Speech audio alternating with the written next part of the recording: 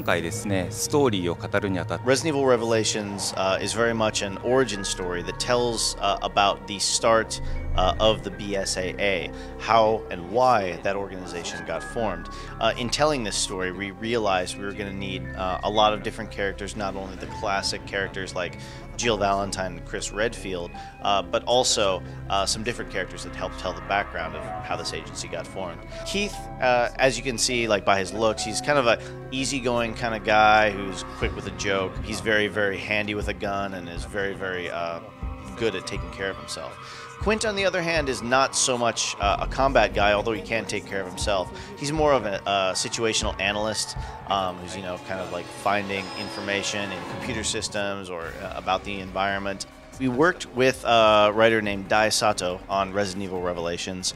He's a very, very accomplished and famous writer in Japan. He's worked on Ghost in the Shell Standalone Complex, Cowboy Bebop, Samurai Champloo. He really helped us out in coming up with a really, really interesting story. We're certainly a lot of fans really do like that old classic kind of slower paced Resident Evil horror. And so that's definitely something we wanted to focus on with Resident Evil Revelations.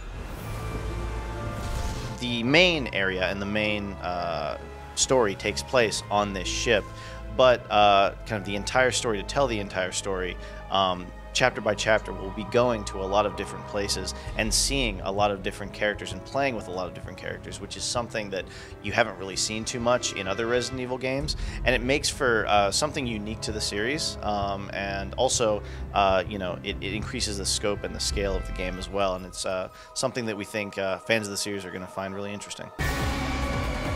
Raid mode, which we announced today, is a completely separate mode from the campaign mode.